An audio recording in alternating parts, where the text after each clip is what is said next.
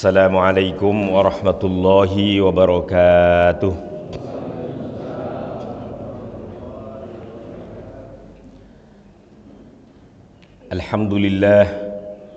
Alhamdulillahi rabbil alamin, hamdas syakirin, hamdan na'imin, wa afdalus salati wa atammut taslim ala sayyidina maulana wa syafi'ina wa qurrati a'yunina Muhammadin wa ala alihi wa ashabihi wa atba'ihi ila yaumiddin. Amma ba'du.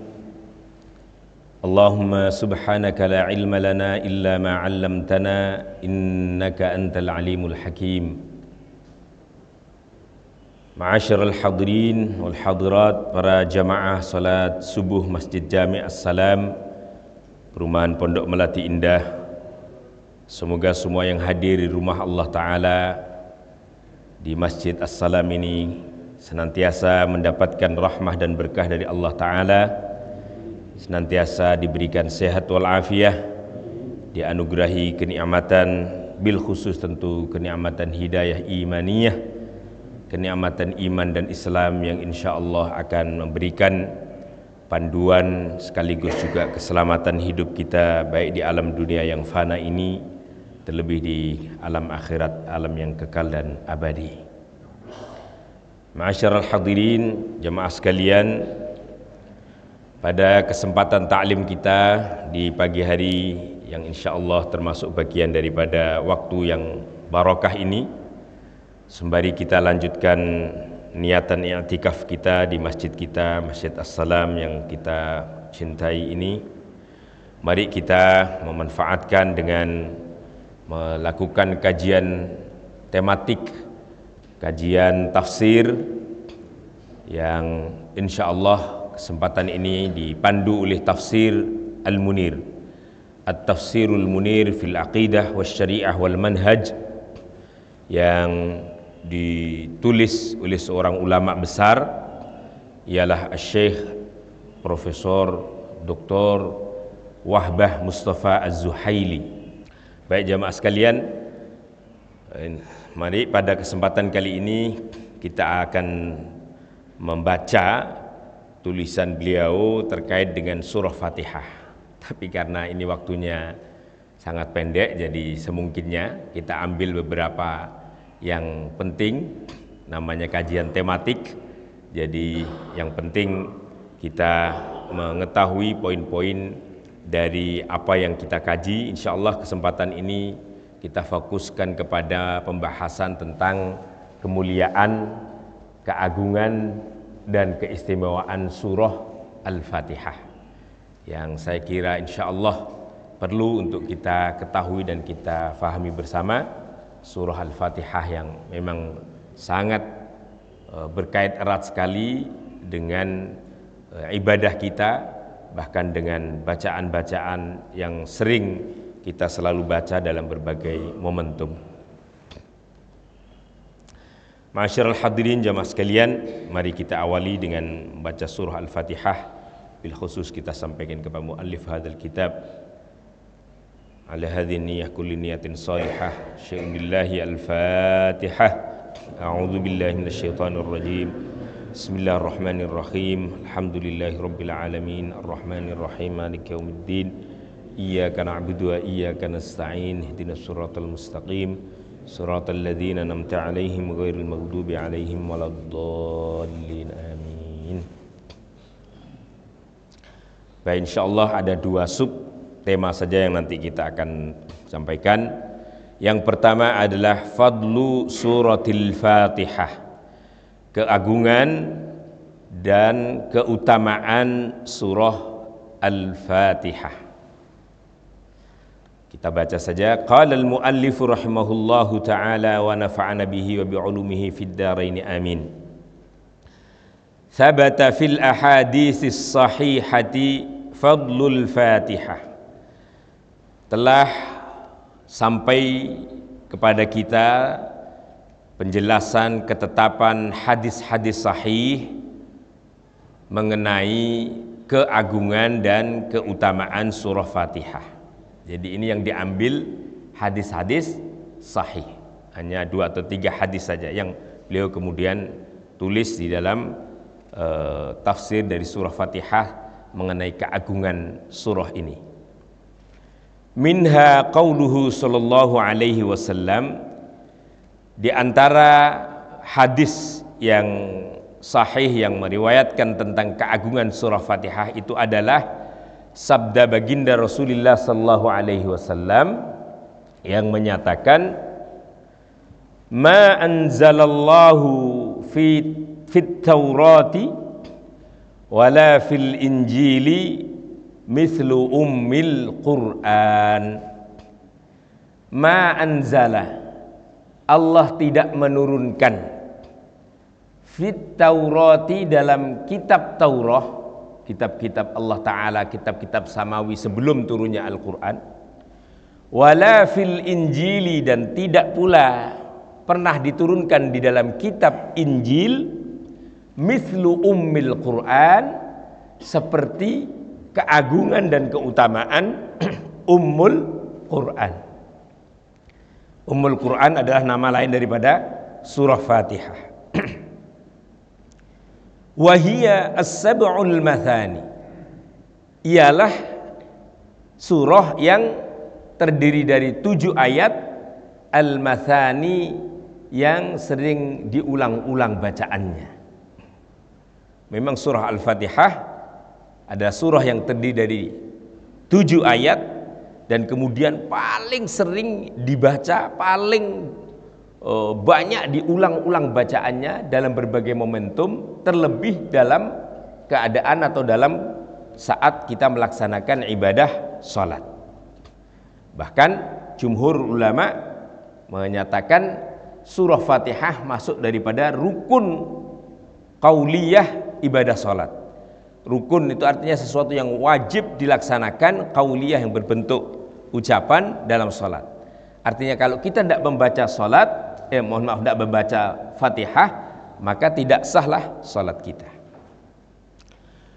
Wahia kama qala Allah azza wa jalla, wahia, dan keagungan surah Fatihah ini, kama qala Allah azza wa jalla fil hadisil qudsi, sebagaimana diriwayatkan dalam hadis qudsi yang menyatakan, maqsumatan baini wa baina abdi.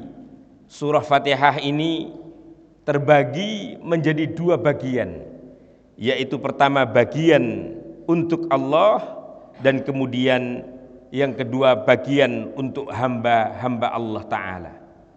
Wali abdihi, dan untuk hamba-hamba Allah Ta'ala, ma sa'ala, apa-apa yang kemudian ia minta.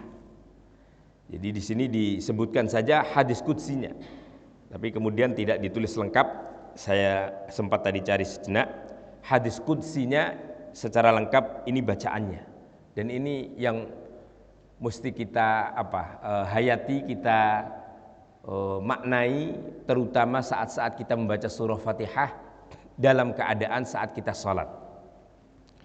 Hadis qudsi itu menyatakan, qala Rasulullah sallallahu alaihi wasallam, Rasulullah pernah memberikan sabdanya. Beliau katakan, qala Allahu azza wa jal, Allah Ta'ala berfirman. Ini namanya hadis qudsi. Hadis qudsi itu hadis di mana itu disabdakan oleh Allah Ta'ala secara langsung, tapi tidak masuk di dalam ayat-ayat Al-Quran. Nah, beda halnya dengan hadis biasa. Hadis biasa itu ya ucapannya Nabi, bukan firman Allah Ta'ala. Tapi kalau hadis qudsi itu firman Allah Ta'ala yang kemudian diucapkan ulang oleh baginda Rasulullah SAW sebagaimana Allah mengucapkan. Hanya kemudian hadis qudsi itu tidak tertulis di dalam mushaf Al-Quran. Nah, Allah Ta'ala menyatakan apa daripada keagungan surah Fatihah ini? Qasamtus salata baini wa baina abdi nisfaini, telah aku bagi as-salata, bacaan surah Al-Fatihah yang disebut dengan as-salah, karena saking surah Fatihah ini menjadi rukun daripada salat. Jadi maksudnya as-salata di sini itu bacaan surah Fatihah yang dibaca dalam keadaan salat, dibagi menjadi 2. yang Allah langsung membagi keagungannya itu. Wali abdi ma sa'ala, wali abdi, dan untuk hambaku yang membaca surah Fatihah dalam salat itu, ma sa'ala, apa yang ia pinta, apa yang ia inginkan. Maka kata Allah Ta'ala dalam hadis qudsi ini, fa idza qala al-'abdu, tatkala seorang hamba telah mengucapkan apa yang diucapkan dari awal surah Fatihah, alhamdulillahi rabbil alamin. Tentu setelah ada yang baca Fatihah baik sirri maupun jahri, boleh dibaca pelan, boleh juga dibaca keras. Tidak membaca pun tidak apa-apa, itu ada pandangan dan ada dalilnya sendiri-sendiri, tidak usah disibukkan dengan sesuatu yang sama-sama benarnya. Memang begitulah Nabi memberikan keragamannya. Kadang-kadang Nabi membaca dengan keras, kadang Nabi membaca sirri, kadang nggak kedengar sama sekali, sampai kemudian riwayatnya seakan-akan hanya langsung membaca Fatihah. Ada banyak riwayatnya. Jadi tatkala ini yang kita perlu maknai. Tatkala Nabi menyatakan kita saat sholat mengucapkan awal daripada surah Fatihah, alhamdulillahi rabbil alamin, maka masukkan di dalam hati dan pikiran kita, ya Allah, segala puji dan syukur hanya milik-Mu, dan Engkaulah zat yang maha merajai, yang maha mengatur seluruh alam jagat raya ini. Caranya begitu jemaah sekalian, saat kita membaca minimal arti umumnya itu kita faham, dan minimalnya lagi surah Fatihah. Kalaulah surah-surah lain tidak, surah Fatihah ini. Maka kata hadis qudsi ini, saat seorang hamba menyatakan alhamdulillahi rabbil alamin, Allah langsung menyauti, hamidani abdi, hambaku sedang memuji kepada diriku. Kata Allah Ta'ala, hambaku sedang hamidani, alhamdu, memuji kepada diriku. Wa idza qala, dan kemudian melanjutkan bacaannya, ar-rahmanir rahim, yang artinya Allah Ta'ala adalah zat yang maha pengasih dan zat yang maha penyayang. Para ulama secara umum membedakan ar-Rahman itu adalah kasih sayang yang diberikan oleh Allah kepada seluruh makhluknya di dunia hingga akhirat. Tapi kalau ar-Rahim itu adalah kasih sayang Allah yang hanya diberikan hamba-hambanya yang iman, dan hanya nanti kelak diberikan saat di akhirat. Kita pernah baca hadisnya, ada 100 kasih sayang Allah, rahmah Allah, hanya satu saja yang diturunkan di dunia ini. Maka 99 yang lain itu kelak diberikan kasih sayang Allah penuh di akhirat kepada siapa? Hanya orang-orang mukmin. Satu rahmah saja di dunia ini sudah melingkupi semua jagat raya, satu saja. 99 kasih sayangnya masih ditunda besok di akhirat. Ya Allah, makanya surga itu nggak bisa lagi dibayangin. Satu berbanding 99. Satu ini pun dimiliki oleh orang muslim, non muslim, makhluk manusia, jin, makhluk tumbuhan, hewan, dan seterusnya. Besok 99 anugerah rahmat Allah diberikan di surga kepada orang-orang muslim dan mukmin semata. Ya. Kemudian saat membaca itu, apa kata Allah Ta'ala? Asna alayya abdi, kali ini hambaku telah menyanjungku, telah mengagungkanku, telah asna itu mengalem-alem. Ya hampir mirip. Sana, alhamd, asyukru itu hampir sama. Memuji, mengagungkan, merayu-rayu, mengalem-alem, itu masuk daripada Ar-Rahman Ar-Rahim. Lalu kemudian saat berikutnya, wa idza qala, dan kemudian tatkala ia mengucapkan maliki yaumiddin, ayat yang ketiga, atau kalau diambil dari basmalah berarti ayat keempat, maliki yaumiddin, yang merajai hari pembalasan, hari qiyamah. Maka saat itu qala Allahu azza wa jal, Allah pun menyauti apa yang diucapkan oleh hambanya saat salat itu, majjadani abdi, hambaku saat ini sedang mengagungkan sepenuhnya kepada diriku. Jadi begitu Allah Ta'ala saking senangnya saat kita membaca surah Fatihah, mulai dari basmalah, kemudian alhamdulillahirabbil alamin, arrahmanir rahim, maliki yaumiddin, itu bagian yang semuanya diberikan dari hamba-hamba Allah Ta'ala yang sedang membaca surah Fatihah dalam keadaan sholat ini kepada Allah Ta'ala. Jadi ini bagian pertama yang untuk Allah, dan Allah Ta'ala kemudian merespon, menjawab langsung apa yang dibacanya. Nah, baru kemudian pada ayat berikutnya, fa'idha qala, maka tatkala kemudian ia mengucapkan iyyaka na'budu wa iyyaka nasta'in, iyyaka, hanya kepadamu ya Allah, na'budu, kami menyembah, kami mengabdi, kami beribadah. Mohon kalau saya yakin kalau sudah terbiasa orang membaca surah Fatihah kayak begini, kalau langsung apa yang diucap masuk kepada menghayati di dalam hati karena paham dengan artinya, itu menambah kekhusyuan sekali jamaah sekalian.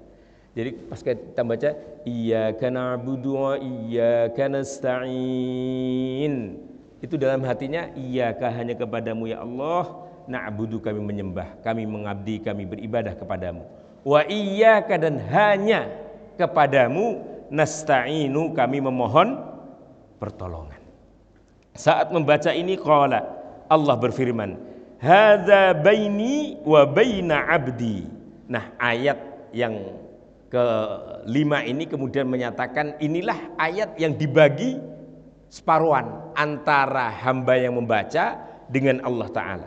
Saat dia mengucapkan saya menyembah kepadamu ya Allah, lalu kemudian dilanjutkan dengan dan saya memohon pertolonganmu ya Allah, maka kata Allah Ta'ala, hadza baini wa baina abdi. Ayat ini dibagi antara diriku, antara zat Allah Ta'ala, dan antara hamba yang membacakannya. Wali abdi ma sa'al, dan bagi yang membacanya, hambaku yang membaca surah Fatihah ini, apa yang ia minta. Artinya wa iyyaka nasta'in, maka kemudian kita yakin apa yang kita mohon pertolongan kepada Allah, baik itu urusan duniawi maupun urusan ukhrawi, urusan-urusan yang kecil, tengah maupun besar, kita sandarkan kepada Allah. Maka di dalam hadis lain disebutkan wa idzas ta'anta fasta'in billah. Kalau engkau memohon pertolongan, memohon bantuan dalam segala urusan apapun, fasta'in billah, memohon pertolonganlah kepada Allah Ta'ala. Seperti di dalam hadis ini, saat kemudian kita menyampaikan surah Fatihah yang kita baca wa iyyaka nasta'in, dan hanya kepadamu ya Allah kami memohon pertolongan. Baginya apa yang diminta kata Allah, pasti nanti akan diijabah. Lalu dilanjutkan wa idza qala, kemudian pada surah yang ketujuh yang terakhir, saat kita membaca ihdinas siratal mustaqim, surat ke-6, dilanjut dengan surah ayat ke-7, siratal ladzina an'amta 'alaihim ghairil maghdubi 'alaihim waladdallin. Permintaan yang kedua setelah tadi memohon pertolongan kepada Allah, ihdi, ya Allah ihdi, berikanlah hidayah, berikanlah petunjuk kepada kami, kepada diri kami. Apa hidayahnya? As-siratal mustaqim, berupa jalan yang lurus. Ini para ahli tafsir menyatakan siratal mustaqim itu ialah Islam itu sendiri, ialah hidayah imaniyah yang disebut dengan siratal mustaqim, ya syariat Islam ini. Ya Allah berikanlah kami hidayahmu untuk tetap dan kemudian istiqamah di dalam siratal mustaqim, jalan yang lurus, yaitu jalan yang kau ridai, wa huwa dinul Islam, ialah agama dan syariat Islam ini. Lalu kemudian disebutkan siratal mustaqim itu jalan yang telah ditempuh oleh siapa sih? Ini penjelasannya, siratal ladzina an'amta 'alaihim, yaitu jalannya orang-orang yang kau berikan nikmat kepada mereka. Siapa an'amta 'alaihim minas siddiqin, orang-orang yang benar, wasyuhada'i, dan orang-orang yang syahid, wassalihin, dan orang-orang yang saleh. Di dalam ayat lain juga orang-orang yang mendapati siratal mustaqim itu adalah minal anbiya'i wal mursalin, orang-orang yang menjadi utusan nabi-nabi dan utusan rasul-rasul Allah Ta'ala. Itulah orang-orang yang diberikan nikmat. Jadi ingat, maksudnya siratal ladzina an'amta alaihim, jalannya orang-orang yang kau berikan nikmat, itu tergambar, terbayang oleh kita sebagaimana jalannya para nabi-nabi, para rasul-rasul, para orang-orang salihin, para syuhada, lalu bahkan para aulia, kekasih-kasih Allah Ta'ala. Itulah orang-orang yang mendapati jalan siratal mustaqim. Lalu kemudian ditegaskan di dalam surah ini, ghairil maghdubi alaihim, bukan jalannya orang yang engkau murkahi ya Allah. Jadi maghdub itu orang yang engkau murkahi, orang yang mendapatkan amarah dari Allah. Siapa al-maghdub? Ya tentu orang-orang kafir, orang-orang musyrik, orang-orang yang tidak di dalam jalan syariat Islam, itu namanya al-maghdub. Waladdallin, dan juga tidak jalannya orang-orang yang tersesat hidupnya. Inilah kemuliaan daripada surah Fatihah ini. Jadi kemudian selain orang yang engkau murkai, juga siratal mustaqim bukan jalan orang yang tersesat kehidupannya. Ada orang yang menyatakan penafsirannya ad-dallin itu adalah orang-orang Nasrani yang telah menyimpang dari ajaran kitab Injilnya.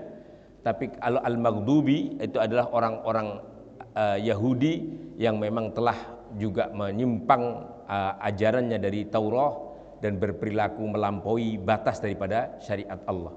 Jadi maghdub itu yang dimurkai karena apa? Mereka sering melampaui batas-batas dari ajaran Allah, mengkufuri ajaran-ajaran Allah. Itu adalah orang-orang Yahudi. Dan kemudian waladdallin adalah orang-orang Nasrani yang memang kemudian juga sebagian mereka zaman dulu menyimpangkan daripada ajaran-ajaran Injil. Ma'asyiral hadirin, ini hadis qudsi yang sekaligus mengantarkan kepada kita pemaknaan daripada surah Al-Fatihah ini. Kita lanjutkan dalam kitab ini. Wa minha, dan diantara hadis yang menjelaskan tentang keagungan surah Fatihah, annan nabiyya sallallahu alaihi wasallam, sesungguhnya Nabi sallallahu alaihi wasallam qala li Abi Sa'id, pernah bersabda kepada salah satu sahabatnya Abi Sa'id. Beliau katakan begini, la u'allimannaka, wahai Abi Sa'id, dan ini juga tentu khitabnya untuk kita semua, sungguh saya ingin mengajarkan kepada kamu suratan, satu surah, hiya a'dhamus suwari, yang surah ini adalah merupakan surah paling agung, paling mulia, fil Qur'ani, di dalam surah-surah Al-Qur'an yang jumlahnya 114 ini. Jadi disebut oleh Nabi sendiri, a'dhamus suwari fi suratil Qur'an, paling utamanya surah-surah di dalam Al-Qur'an yang jumlahnya ada berapa? 114 ini. Apa yang akan diajarkan surah yang paling agung? Ternyata Rasul kemudian menyatakan, yaitu alhamdulillahi rabbil alamin, surah alhamdulillahi rabbil alamin, yang kemudian dikenal dengan surah Al-Fatihah ini. Hiya sab'ul mathani, surah Al-Fatihah ini ialah surah yang terdiri dari 7 ayat dan kemudian sering diulang-ulang bacaannya. Dikatakan juga wal Qur'anil azim, dan inilah bacaan agung, bacaan mulia, alladzi utituhu, yang kemudian Allah berikan hanya kepada diriku. Tadi persis hadis yang semula kan dikatakan tidak pernah ada di dalam kitab Injil, tidak pula dalam kitab Taurat, tidak pula dalam Zabur dan kitab-kitab sama yang dulu tidak ada. Dia hanya diturunkan di dalam Al-Qur'an dan hanya diberikan kepada Nabi Muhammad sallallahu alaihi wasallam. Tidak diberikan nabi-nabi dan rasul-rasul. Itu keistimewaan dan keagungannya surah Fatihah. Maka orang-orang ahli kitab dulu tidak pernah mendapati wahyu kalamullah surah Al-Fatihah ini kecuali baginda Rasul dan kemudian tentu umatnya Rasulullah sallallahu alaihi wasallam. Maka wa hadzanil haditsani yushirani ila qaulihi ta'ala, dan 2 hadis yang pertama tadi menyatakan, memberikan isyarah kepada keselarasan dengan firman Allah Ta'ala di dalam surah Al-Hijr ayat 15. Diingatkan surah Al-Hijr ayat 15, Allah Ta'ala menyatakan وَلَقَدْ آتَيْنَاكَ سَبْعًا مِنَ الْمَثَانِي وَالْقُرْآنَ الْعَظِيمِ. وَلَقَدْ آتَيْنَاكَ, dan sungguh nyata-nyata telah aku berikan kepadamu wahai Muhammad, sab'an 7 ayat, minal mathani, dari ayat surah al-mathani yang sering diulang-ulang bacaannya, wal Qur'an al-azim, dan surah ini menjadi bacaan yang agung. Kenapa dikatakan sab'an mathani? Li'annaha sab'u ayatin, karena ini adalah terdiri dari 7 ayat tusanna fis salati, yang diulang-ulang di dalam bacaan salat. Ayatu adu, artinya diulang-ulang. Rakaat pertama baca surah Fatihah, rakaat kedua baca surah Fatihah. Nanti kalau 4 rakaat, 4 rakaatnya juga baca surah Fatihah. Bukan hanya makmum imamnya saja yang baca Fatihah, makmumnya pun juga membaca Fatihah. Jadi memang dianjurkannya begitu. Ini ada perbedaan para ulama. Ada juga yang menyatakan kalau sudah imamnya membaca Fatihah, cukup bagi makmum mengikutinya saja, mendengarkannya saja. Boleh. Tapi kalau membaca boleh. Dan itu lebih utama. Jadi atau baca surah Fatihahnya ditaruh di mana? Tidak harus membarengin imam. Misalnya pas imam baca surah Fatihah, kita mendengarkan. Saat imam membaca surah lain setelah surah Fatihah, ini hukumnya sunnah, kita membaca surah Fatihah. Boleh dua-duanya.